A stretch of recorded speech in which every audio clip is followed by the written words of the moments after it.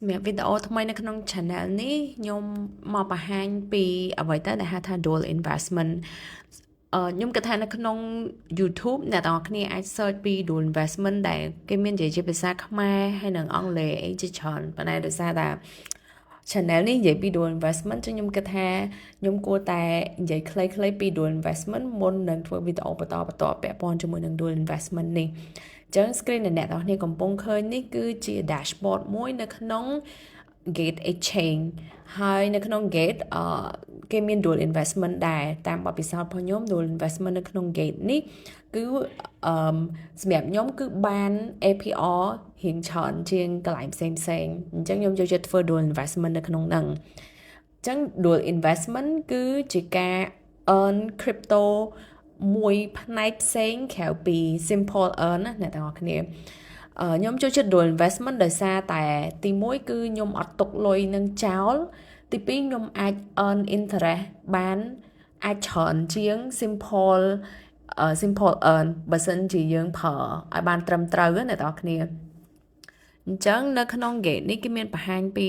អីទៅជា dual investment ខ្លីៗអញ្ចឹងណាអញ្ចឹង dual investment គឺជាការទិញលក់ crypto ទិញលក់ coin ពីរដែលអ្នកទាំងអស់គ្នាអាចរើជាប្រភេទ coin គេអញ្ចឹងណាអញ្ចឹងមានដូចជា Bitcoin Ethereum អីជាដើមអញ្ចឹងទៅអញ្ចឹងនៅក្នុង dashboard នេះអ្នកទាំងអស់គ្នានឹងតែងតែឃើញពាក្យថា buy low ហើយនិង sell high buy low នេះមានន័យថាអ្នកទាំងអស់គ្នាយក USDT ទៅទិញ BTC ហើយ sell high នេះគឺយក BTC ទៅលក់ដើម្បីបាន USDT ចឹងក្នុងករណី buy low នេះនៅក្នុង dual investment គឺអ្នកនរគ្នាអាច set តម្លៃវាបានហើយតម្លៃវាមានទៅតាមអីដែល platform គេ load ចឹងទៅតម្លៃនេះអត់ថេរណាអ្នកទាំងអស់គ្នាហើយសូម្បីតែ APR នេះក៏អត់ថេរដែរវាអាច load ឡើងចុះទៅតាមទីផ្សារជាក់ស្ដែងអញ្ចឹងនៅខាងលើនេះគេមាន term របៀបលក្ខណៈ one day ឬក៏ two day ដែលអ្នកទាំងអស់គ្នាចង់ trade ចឹងណាខ្ញុំនឹងធ្វើវីដេអូពីក្រោយទៅទៀតពី tips ក្នុងការធ្វើ dual investment នេះអញ្ចឹងអានេះក្នុងករណី buy low ហើយសម្រាប់ sell high វិញគឺអ្នកនរគ្នានឹងឃើញតម្លៃដែលគេដាក់នៅខាងក្រោមនឹងជាមួយនឹង APR ផ្សេងអញ្ចឹងទៅអញ្ចឹងឥឡូវទីហោថាខ្ញុំចុចតម្លៃ sell high នេះខ្ញុំចង់លក់ Bitcoin 88k 88,000ដើម្បីបាន USDT អញ្ចឹងខ្ញុំអាចចុច subscribe ពេលដែលយើងចុច subscribe ទៅគឺអ្នកទាំងអស់គ្នានឹងឃើញទិន្នន័យទាំងអស់នៅក្នុងហ្នឹងអញ្ចឹងឧទាហរណ៍យើងដាក់1 Bitcoin ណានៅក្នុងលើនេះគេនិយាយពី estimate APR ដែលអ្នកទាំងអស់គ្នាទទួលបានបន្ទាប់ពីចប់ dual investment ហ្នឹង target price យើងដាក់83,000 maturity time នេះគឺសំខាន់មែនតើអ្នកនរគ្នាពីព្រោះយើងនឹងដឹងថាពេលណាយើងនឹងទទួលបាន Bitcoin ឬមួយក៏ USDT វិញទទួលបានពេលណានៅពេលដែលឧទាហរណ៍ថាអ្នកនរគ្នា sell high ដាក់83,000បើសិនជាតម្លៃហ្នឹងវាលើស83,000មែនមានន័យថាអ្នកនរគ្នានឹងលក់ Bitcoin មួយហ្នឹងដាច់បាន88,000ជាមួយនឹង interest គេ290.4 USDT បើសិនជាលក់ដាច់ណាតែបើសិនជាតម្លៃទីផ្សារជាក់ស្ដែងគឺអត់ផុត83,000ទេអ្នកទាំងអស់គ្នានឹងទទួលបានមួយ BTC ហ្នឹងគឺជា BTC របស់យើងដដែលបូករួមជាមួយនឹង interest ដែលគេឲ្យជា BTC 0.0033 BTC ចឹងទៅអញ្ចឹងគុណសម្បត្តិផល dual investment ទោះបីជាអ្នកទាំងគ្នាលក់ដាច់ឬក៏មិនដាច់ក៏ដោយអ្នកទាំងគ្នាដឹងតែបាន interest ហើយប៉ុន្តែវាក៏មកជាមួយនឹងហានិភ័យ disadvantage របស់វាដែរគឺថាឧទាហរណ៍បើសិនជាតម្លៃហ្នឹងវាទៅដល់នឹងមែន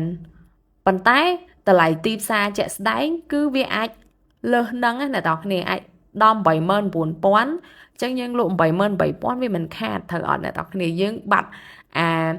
opportunity ដែលយើងអាចទិញ BTC សំទោសអាចលក់ BTC បានខ្ពស់ជាងហ្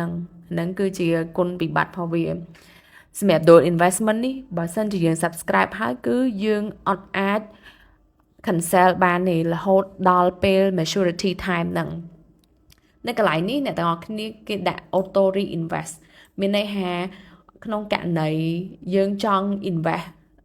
លុយមួយ BTC ហ្នឹងទៀតអ្នកទាំងអស់គ្នាចុច auto invest ហ្នឹងប៉ុន្តែតើតែ auto invest ហ្នឹងគឺមានតម្លៃដូចគ្នា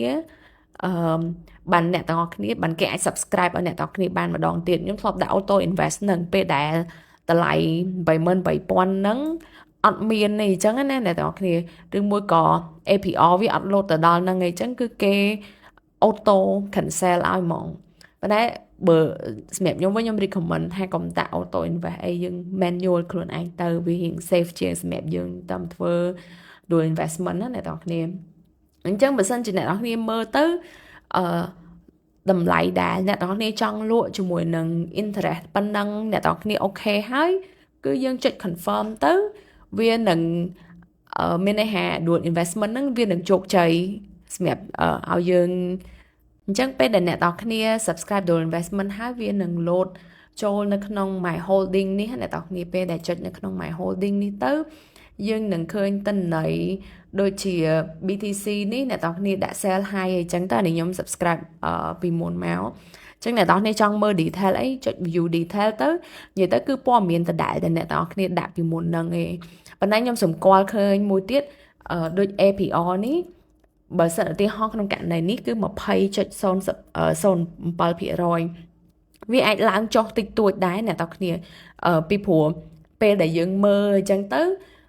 យើងមើលអូខេតម្លៃប៉ុណ្ណឹងភាគរយហើយតែដល់ពេលយើងរំតែមើល1នាទី2នាទីផុតអញ្ចឹងព្រោះយើងត្រូវមើលមុននឹងចុច subscribe អញ្ចឹងណាវាអាច load លើខ្វះគ្នាបន្តិចតួចអីអញ្ចឹងទៅវាអត់ accurate ថាត្រូវតែប៉ុណ្ណឹងរហូតទេវាអាចខុសបន្តិចតួចណាអ្នកទាំងអស់គ្នាចឹងអានេះគឺខ្លីៗពី dual investment ហើយបើសិនជាអ្នកនរគ្នាចង់សាក dual investment នេះអ្នកនរគ្នាអាចសាកនៅក្នុង exchange ដែលអ្នកនរគ្នាបាន register ស្រាប់ឬមួយក៏អាចសាកនៅក្នុង gate ដូចខ្ញុំក៏បានដែរខ្ញុំមាន link register gate exchange នៅខាង description ខាងក្រោមហ្នឹងវីដេអូក្រោយខ្ញុំនឹងបង្ហាញអ្នកនរគ្នាពី technique ផ្សេងដែលខ្ញុំធ្វើ dual investment ក៏ប៉ុន្តែមែនតើទៅYouTube channel នេះខ្ញុំនឹងបង្ហាញវីដេអូដែលខ្ញុំធ្វើ dual investment សង្ឃឹមតែអាចធ្វើបានរាល់ថ្ងៃព្រោះខ្ញុំធ្វើ dual investment រាល់ថ្ងៃអញ្ចឹងណា